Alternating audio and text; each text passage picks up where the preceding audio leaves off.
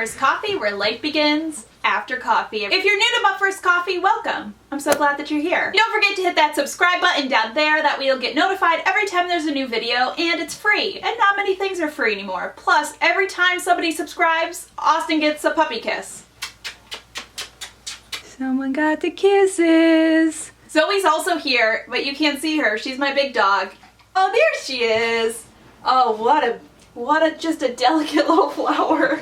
Anyways, today we are here for Battle of the Drugstore Foundations Round 2. If you're new to my Battle of the Drugstore beauty products, I will have all of my past battles linked below, as well as which products were battled in them. What I usually do for round 2 of my battles is I bring back the winner from round 1 and I give it a chance to sort of hold on to its title. I'm not doing that for Battle of the Drugstore foundations just because there's so many different kinds of foundations. I decided instead I would sort of stick to categories. For round 2, I've decided that I'm going to go with the foundations from each brand that claim to be luminous or dewy or their radiant versions. So let me show you which foundations we're going to be battling out in round 2. The first one I picked up was L'Oreal's True Match Lumi.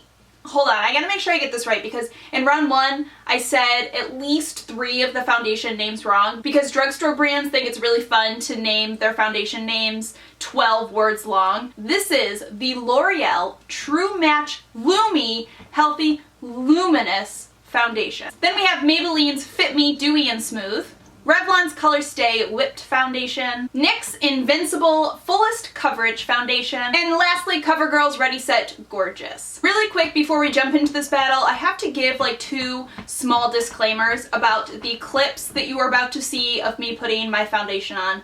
The first disclaimer is yes, I know that one of my eyes looks red, and it's because I got a cut and then the cut got infected, and there's no not awkward way to say my eye was infected. Second thing I need to tell you is yes, that is what I was doing with my hair that day, and yes, I did wear it to work like that. Yeah, and I did because Monday Bunday, obviously. Sassy girl emoji. Anyways, let's go ahead and jump into this Battle of the Drugstore Foundations, round 2. First into the ring we have CoverGirl's Ready Set Gorgeous. This costs $8 and comes in a plastic squeeze tube. It claims that it is going to provide a flawless natural look that lasts all day in a shine-free formula.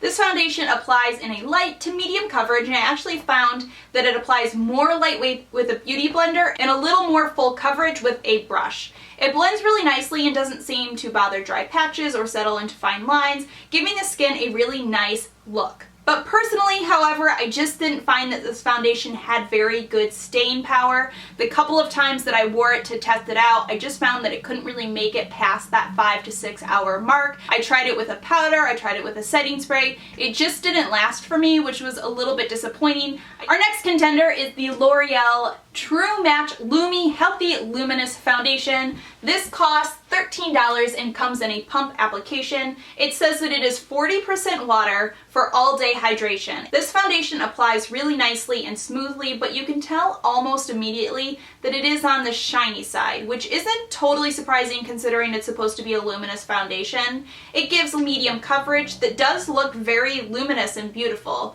The one thing I'll say about this foundation is it really just depends on your skin type or what you're going to be doing that day. On the days that I wore this, that I was just going to work, I found that it just gave my skin a really nice luminous look all day long. But one day I wore this when I was outside, it was hot out. This foundation has no shine control, so I just found that I got really greasy. For me, I have normal to dry skin, so for me to get shiny is sort of a feat. So for this one, it really just depends on your skin type and what you're going to be doing that day. Next up, we have Maybelline's Fit Me Dewy and Smooth. This costs $8 and comes in a glass bottle with no squeeze pump. It claims to give a natural coverage that leaves your skin fresh and breathable. What I think about this foundation is that it applies nicely, it looks really lovely on the skin, it gives a smoother, dewier look without looking greasy. It isn't totally buildable, but it gives nice medium coverage that looks really natural and really beautiful.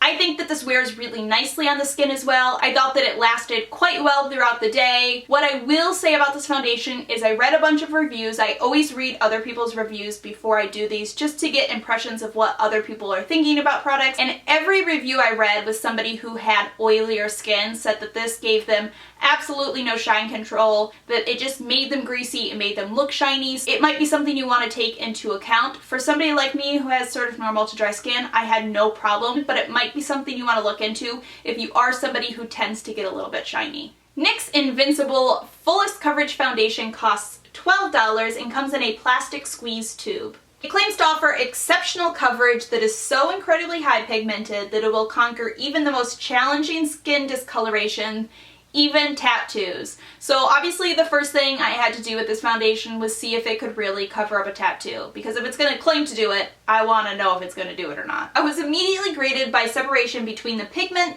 and some of the liquid inside of the tube, and even though I tried building this up quite a lot, I couldn't even get close to covering up my tattoo. As far as wearing this on the face, it applies nicely, but it starts to kind of just fall apart really quickly. It sticks to dry patches, and after an hour or two, I find that it's settling into my fine lines, it's settling into my pores. It was just kind of a total bummer, which was really disappointing considering this was one of the more expensive foundations from this battle. Last into the ring, we have Revlon's ColorStay Whipped. This is the most expensive one, costing $15. It comes in a glass jar that is quite elegant looking, but in some ways it just ends up being a little bit hard to get the foundation out of. The formula almost feels satiny and it applies beautifully with both a brush and a beauty blender. The coverage is more medium to full with a beautiful satin finish, leaving your skin looking really radiant. It also has some awesome staying power. It stays put easily through 8 hours and beyond. It also doesn't bother any of my dry patches. Additionally, it gives some pretty good oil control, and it doesn't settle into pores and fine lines. Overall, this foundation is just a really beautiful finish that stays put on the skin all day long. It's just one of those foundations you can really rely on, you know, like State Farm. It's there for you.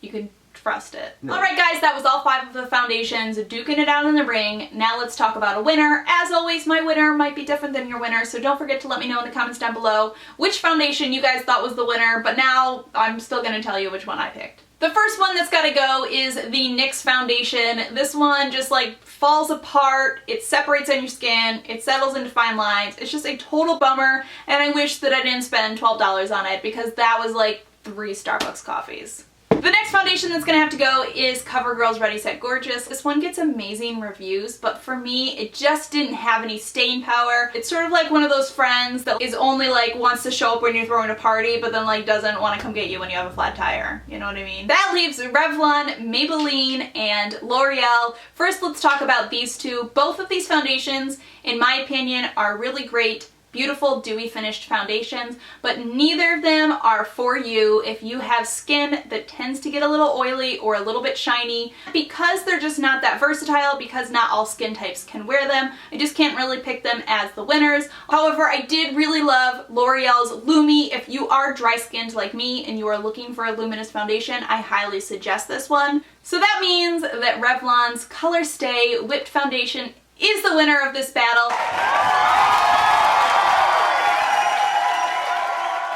It's a beautiful medium to full coverage foundation. It gives a flawless look to your skin, and it makes your skin look beautiful all day long. You can really trust it to be there for you. So that's the end of this battle. When this video gets to 400 likes, I will do my next Battle of the Drugstore beauty products for you. I will either be doing Battle of the Matte Foundations, Battle of the Blushes, or Battle of the Bronzers. So make sure you comment down below and let me know which one of those you want to see battled in my next battle. Thank you so much for stopping by and watching. If you want a little bit more, don't forget to follow me on Snapchat. That's my Snapchat username.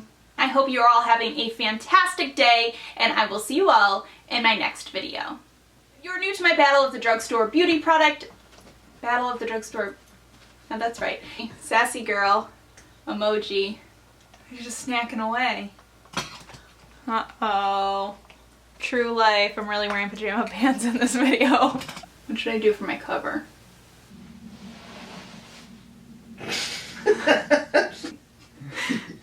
Watch my video.